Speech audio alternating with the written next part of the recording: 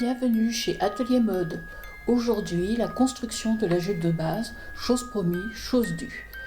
Donc, en premier lieu, je vais aller dans la librairie, aller chercher un gabarit, car c'est la procédure sur Clos, avant de démarrer quoi que ce soit.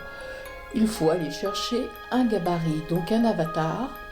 Je vais prendre tout simplement l'avatar standard de la version démonstration de Clos 3D.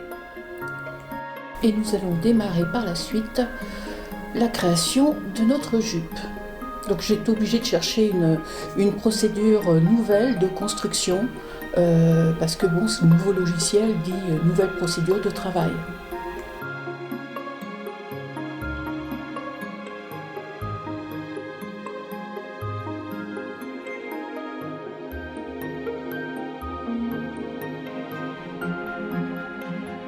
Alors, pour arriver à bouger excusez-moi, je bafouille, la scène dans le 2D, j'utilise en fait la touche Option sur mon Mac qui fait apparaître la petite main et qui permet de bouger la scène.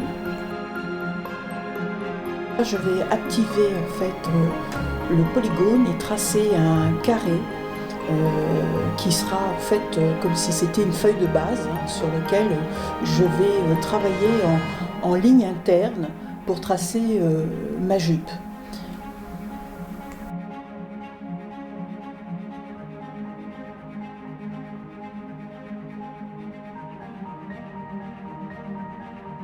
Et après je vais aller dans transformer en fait qui me permet tout simplement de bouger mon élément, de le placer sur ma scène.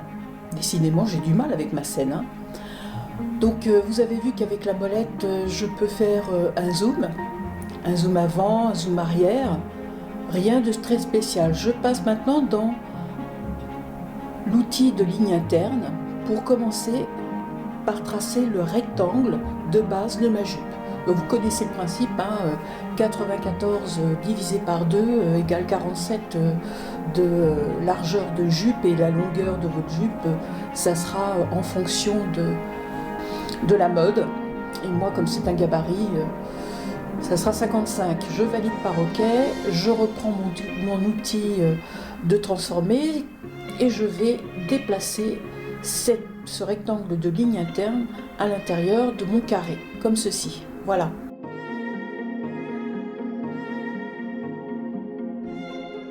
Alors par la suite, je vais aller dans l'outil de point, d'ajout point, pour pouvoir diviser mon rectangle de jupe par 2. Alors vous allez ouvrir une fenêtre qui contient pas mal d'informations. On y reviendra après par la suite.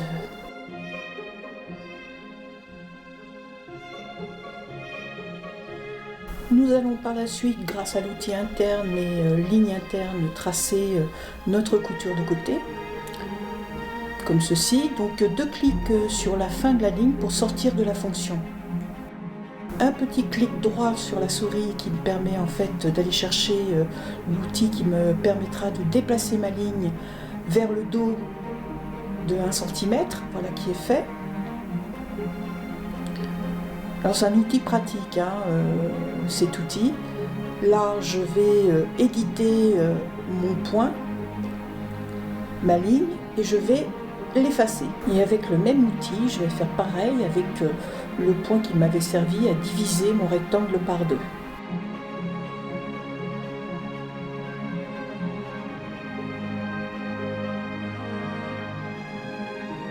Alors je vais me diriger vers le menu affichage et afficher les infos mesures de ce que je suis en train de faire. Voilà.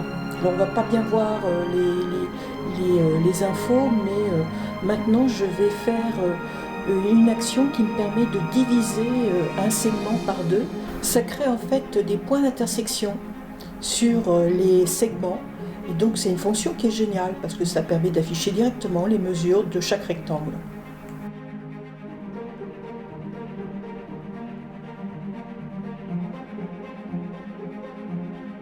Bon, en cours de route, je décide de changer la couleur de mon rectangle de fond parce qu'on ne voit rien et je suis en train de me crever les yeux à essayer de lire quelque chose sur mon écran alors que j'y vois que quick.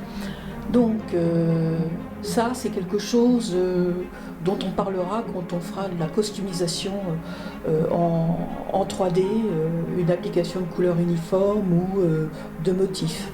Voilà, là c'est quand même mieux, j'y vois plus clair. J'espère que vous aussi.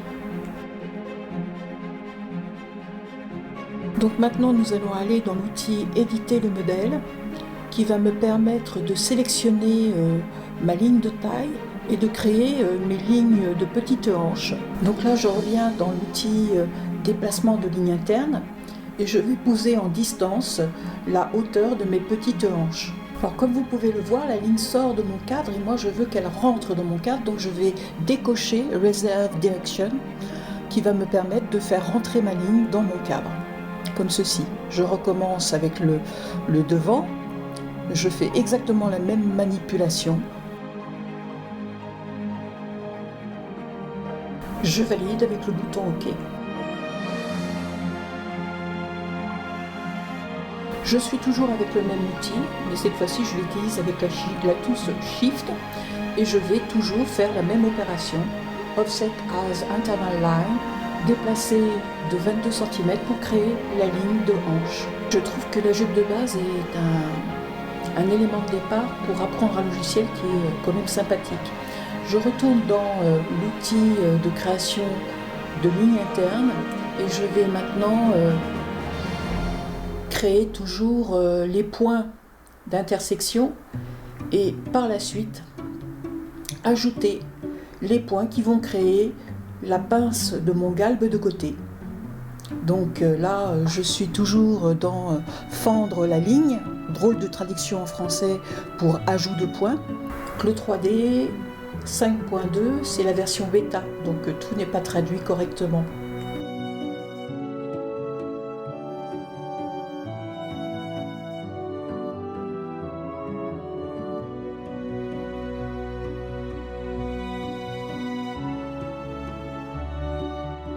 Donc nous allons tracer deux petites lignes internes en polygone de telle manière, ligne polygonale de telle manière à faire notre élévation pour le galbe de côté, 1 cm. Et là, vous cliquez 2 fois pour finir la ligne, comme tout à l'heure. On recommence l'opération sur le cadre devant.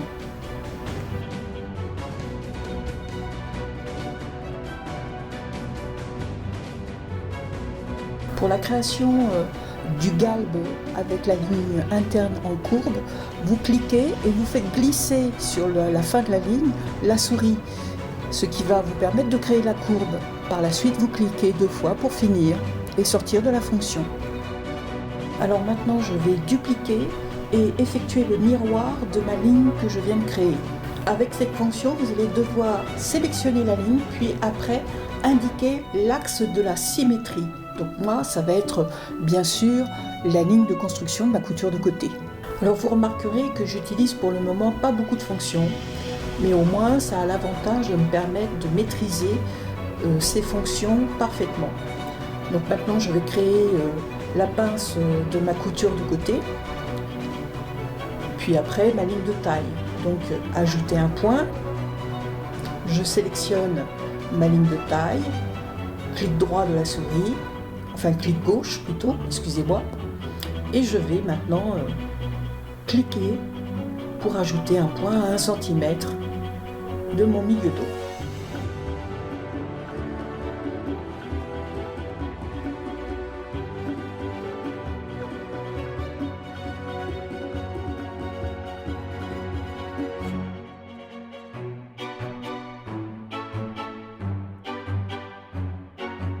Avant de me lancer dans le dessin de ma courbe de ligne de taille, je vais ajouter un point sur mon cadre de construction à 0,7 mm, histoire de descendre un peu ma ligne de taille et éviter un faux pli au niveau du creux des reins. Puis je vais dans mon outil de création de ligne interne et je vais faire clic gauche de la souris. Comme vous pouvez le voir, je vais créer une platitude milieu dos que je valide par OK. Je ne suis toujours pas sortie de mon outil. Je crée ma ligne courbe toujours en tirant les poignées qui me permettent de créer la courbe. Et par la suite, je reviendrai sur le point final avec 2 clics pour sortir.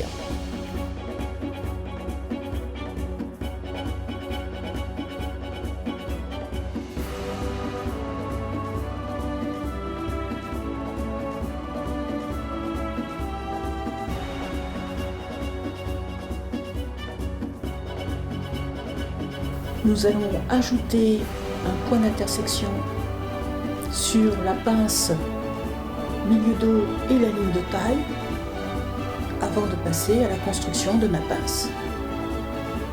Donc là, nous allons créer quelque chose de très intéressant qui est la pince de cintrage taille. Et vous allez voir qu'il y a la création de la pince, elle ne se fait pas automatiquement, mais il y a quand même une fonction et c'est vraiment très bien foutu. Je trouve que c'est un très bon outil. Donc nous allons ajouter en milieu de taille un point. Donc on sélectionne sa taille, on divise par 2. Voilà. Puis dans ligne interne, vous allez trouver Dart qui est en fait la création de la pince. Vous cliquez votre point et là apparaît un tableau très intéressant. Vous allez pouvoir jongler avec les mesures sur votre pince. Comme c'est une pince interne, vous allez avoir un haut de pince et un bas de pince, un côté droit de pince et un côté gauche de pince.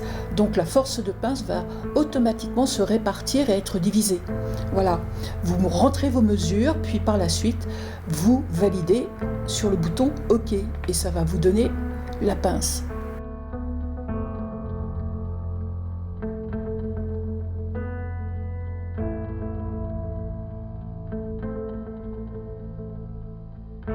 Donc il y a quelque chose de très intéressant aussi avec cette pince, c'est qu'on peut l'orienter. Donc on sélectionne la pince, puis le centre, vous cliquez 2 fois dessus, puis vous le faites glisser vers le point que vous voulez laisser fixe. Puis par la suite, vous prenez la poignée et vous la faites pivoter. Moi je l'oriente de telle manière à ce que le haut de pince soit orienté dans le sens d'inclinaison de ma taille.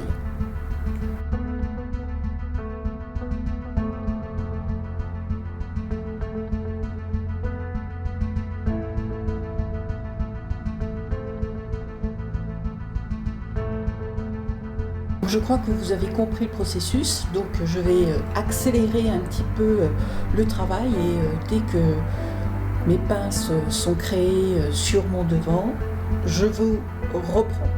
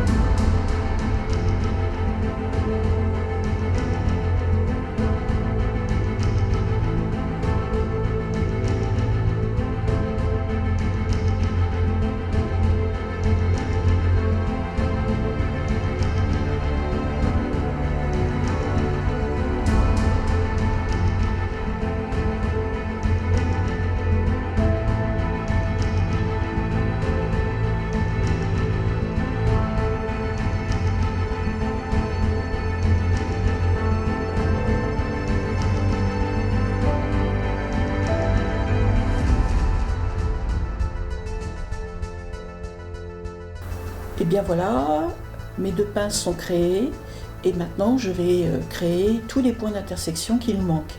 Donc là aussi vous connaissez le processus, sélectionnez vos lignes, puis créez vos points d'intersection.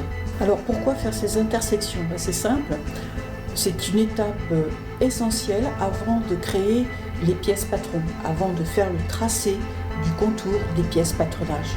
Allez, on se fait un petit coup d'accéléré, vous connaissez le processus. Je vous retrouve tout à l'heure.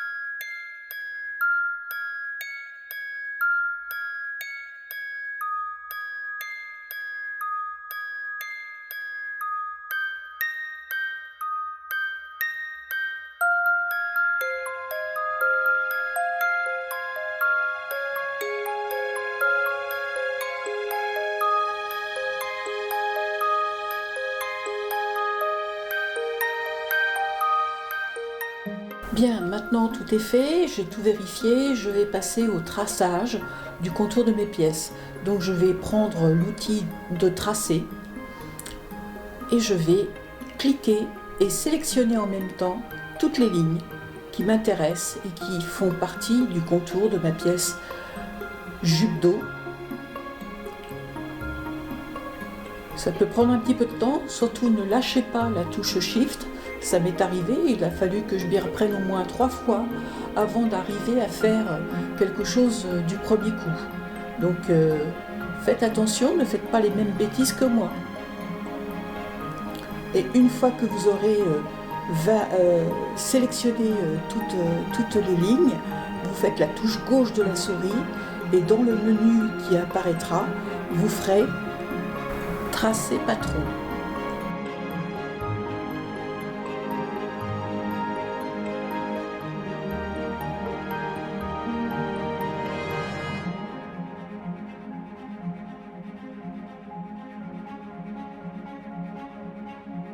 Vous cliquez hors zone et la création du patron va se faire tout seul. Il se peut que des lignes internes suivent, c'est peut-être parce que en fait les points d'intersection ne se sont pas bien mis, c'est pas bien grave, vous sélectionnez et vous supprimez. Par la suite, vous retracez les lignes internes si vous désirez les voir sur votre patronage.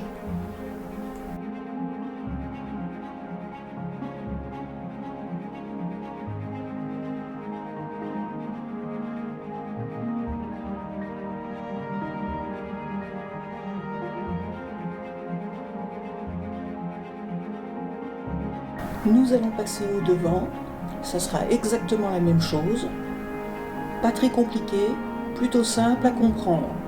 Donc on se fait un petit coup d'accéléré.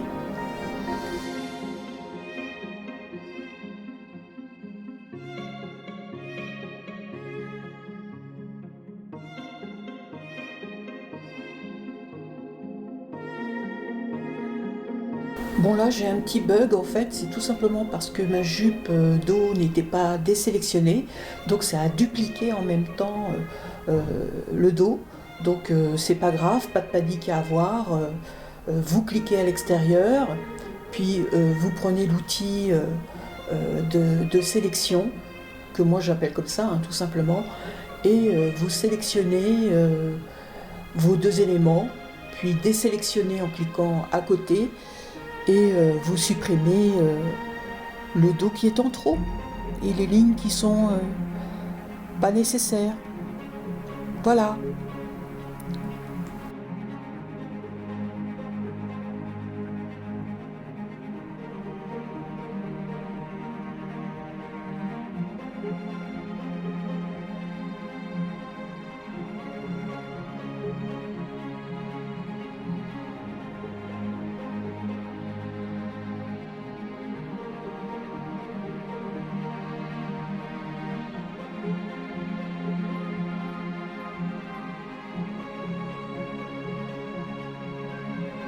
Donc, arrivé à ce stade où vous gardez la construction en patron-plan de votre jupe, moi j'ai l'habitude de la garder et je la mets de côté, puis après je vais arranger sur la silhouette de mon 2D mon patronage de telle manière à pouvoir passer à l'étape de symétrisation et tout ce qui s'ensuit. Mais là je vais m'arrêter là parce que ça fait une longue vidéo et que donc par la suite après je vais devoir visualiser le reste de la procédure pour dans la prochaine vidéo vous en parler de manière plus concrète.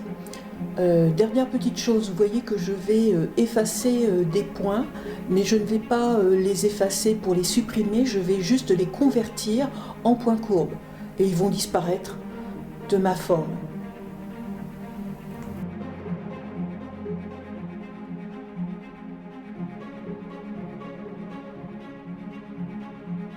Et bien voilà, qui clôt notre session. Je vous remercie d'avoir regardé cette vidéo. Vous trouverez par la suite d'autres vidéos du même style. N'oubliez pas, un petit pouce bleu, ça fait toujours plaisir. Merci.